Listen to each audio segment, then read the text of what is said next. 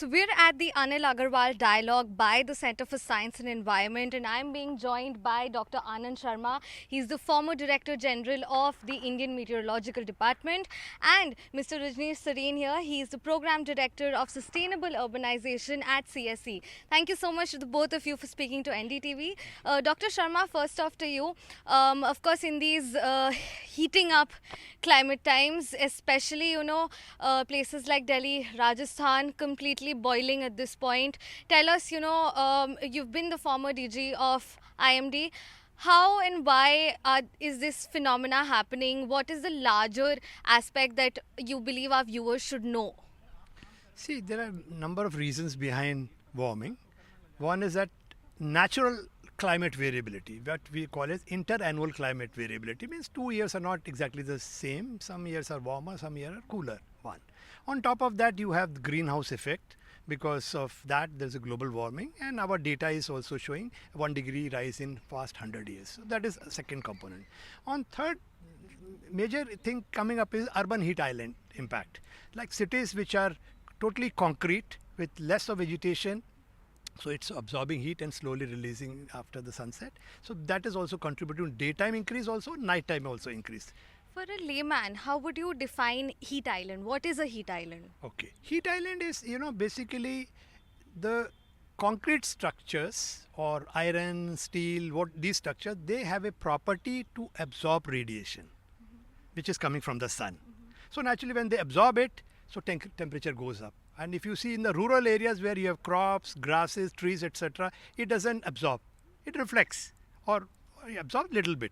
So naturally concrete structure is absorbing the radiation, and then it is getting trapped because you have very dense network of buildings along a narrow street and very tall buildings, so it get absorbed in that. Right. So naturally if it is trapped there, so it will release slowly and raise the temperature of the city. So that's urban heat island. And within city also, the pockets where there is high density of population, high density of ACs, high density of automobiles. So there you have intra-urban heat islands. That means their temperature is comparatively again higher than 4 or 5 degrees nearby city or on the locations of the city.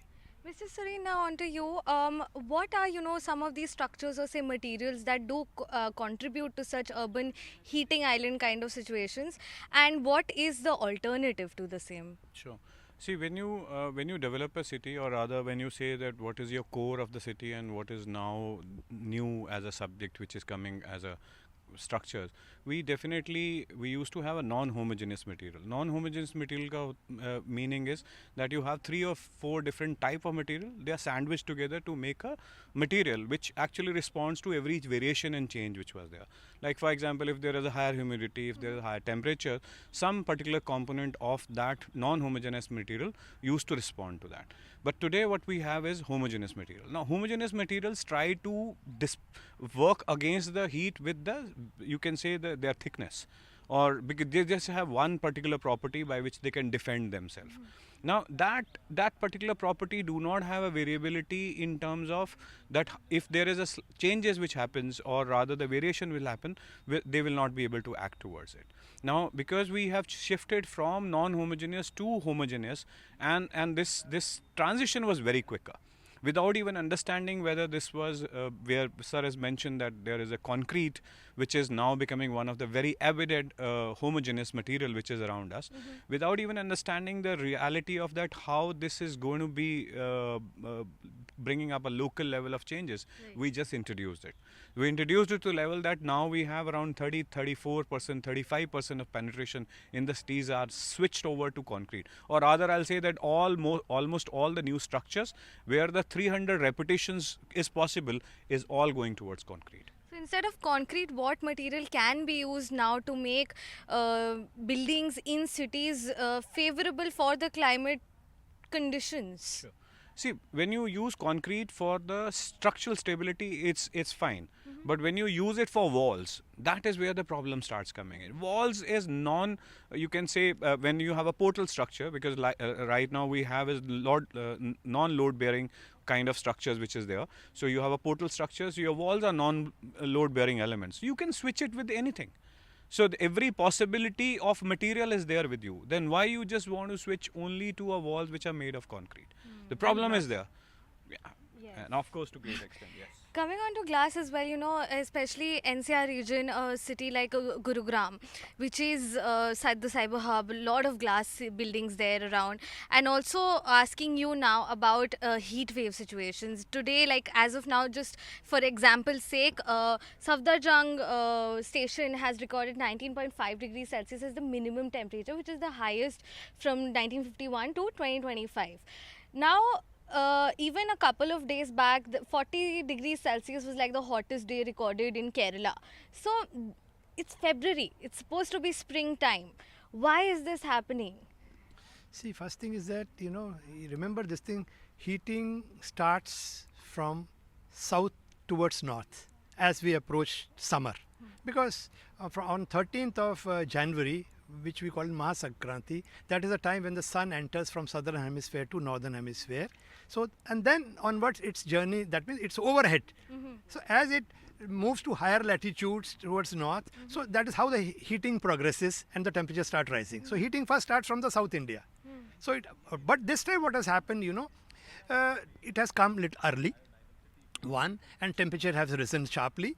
Reason being maybe even north also, if you see, people said the frequency and intensity of western disturbance was less. So we got less snowfall in the mountains, less rainfall in the mountains, and even in the plains. So temperatures are comparatively higher. Okay, that happens due to natural variability also, but and then other, like I said, global warming, all those components also contribute to that. So yes, temperatures are higher, definitely there is no doubt about it. And who knows, like now we have a western disturbance. We are ending, and it is going to give lots of snowfall and all to Himalayas, and even the plains are going to rain till 1st of September. So it will bring some cooling for the next maybe 8 to 10 days here. But over there, the what we call as pre-monsoon thunderstorm yet to start. However, there is now a circulation in the bay which might give to Kerala an isolated place. Even IMD has given warning, and some Kerala and some might get some area, but not the entire Kerala. Some part of Kerala might get some kind of respite. But then naturally this is a time when even Bangalore is, people are saying this time it's quite hot for this time of the year. So it sometimes does happen, and again your other factors, urban heat island, all those things are also contributing to that. Dr. Sharma, of course, moving into the months of May, June, we'll be hearing the terms heat wave and severe heat wave a lot. So help our viewers understand what is the difference, and how does IMD capture this difference, or exactly calculate? Fine. Actually, there's a different kind of criteria for plains, for the coastal areas, and for the mountains. So mainly I will talk about the plains and all these areas. So in the plain like Delhi and all, NCR, if you talk about, maximum temperature should be above 40 degrees first condition. And if normal temperature is 40, and on a particular day if you have 44.5, that means 4.5 degrees above 4.5 degrees above normal, then we declare it as heat wave. And if it is 6.5 degrees Celsius above normal, then it becomes severe heat wave. Right. So naturally, the IMD is monitoring through its various stations all over India, and it finds that if the temperatures are going to be increased in the coming days due to certain weather factors, like there is maybe anticyclone in the nearby areas of Rajasthan and NCR area. So there will be subsidence, and when subsidence takes place, heating takes place. One. Or maybe the air is coming from Rajasthan desert side towards Delhi, NCR, whatever area is there. So that will also bring heat to it. Right. And we don't expect any rains in the coming years. So no cloudiness, no rains. So naturally again sky will be clear.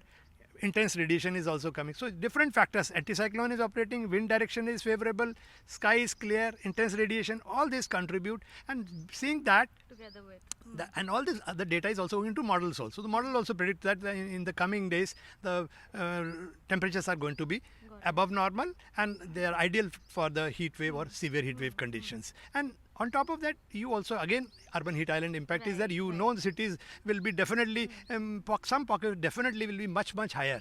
So those are the, again, challenges within a city, how, certain pockets may be having heat wave and certain pockets may not be having it, or certain pockets may be having severe heat wave. So it's a challenge for the forecaster as well. Yeah.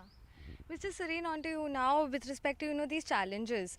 how can cities be sustainable in their urban infrastructure, and what is the sort of a solution to this sort of a challenge of an urban heat island? See, first of all, cities needs to understand as there is a variability within the seats, within the city, certain pockets are much more warmer as compared to the other. But which are these pockets? So you need to have a very fair understanding because even if you look at investments, like for example, there is a cool roof policies you might bring in now. You want reflective roofs. Now, which are these roofs? So you need that granular data. First, you need to understand where these pockets are. You need to understand what is the kind of penetration of building materials which has happened over there. Then what contributed first. Moment you know that what is the source apportionment of heat which has been done by which element, then only you can look at the replacement of that. Now, most of the time what will happen is the government, these are public buildings, or many times they are private buildings who will make an investment. Now, climate change, or you can say many times now we have those green bonds and things, they become one of the new realities where, for example, your baselines are defined by this current structures and materials. If you improvise and change on that, there's a lot of carbon neutrality which could be added. So when India strives for 2070 carbon neutral, and plus this is something which you can retrofit, but this should be a condition which should be set to all city that all your new constructions, at least new construction, should look at the safeguards. If there is Eco Nivas Samhita, which is ECBC residential, has already come in, ECBC sustainable building codes is also now, which is in the draft stage. Kindly follow those because they are meant for to make your life little more easier on. But if you don't you can say pay any attention to it, not only that private as well as in the government construction, we are not paying attention at this moment. So moment you this realization, the structure which you add today is going to live for 70 years, maybe longer than the person who's going to be inside, because with the heat wave we might not even live longer, that the structure might be there. So now the government needs to bring up these, that how the retrofits could be done and how the new construction needs to be challenged and tightened much more when it comes to these kind of performance requirements. All right, to the both of you, last word on the subject. What is, one giveaway that you would like to give to our viewers here with respect to this entire phenomena? How to go ahead with life forward in under such climate change circumstances? See, one is and one advice for the IMD and one for the general people. For IMD is that because it's, as I said, it's a challenge because within the city heat island you have intra-heat islands. So how to capture that? So you need more granular data. You need a dense, very dense network of automated weather station. If a forecaster is predicting a thunderstorm, maybe in certain pocket which is heating is more, it could be a severe thunderstorm. So how to capture that? So naturally we don't have that kind of dense network. So dense network, once we have more data, better mesoscale model. So that better mesoscale model will then able to capture these minor variations. So that is one aspect. Second, for the general masses is that change of behavior is required. Lifestyle changes are required.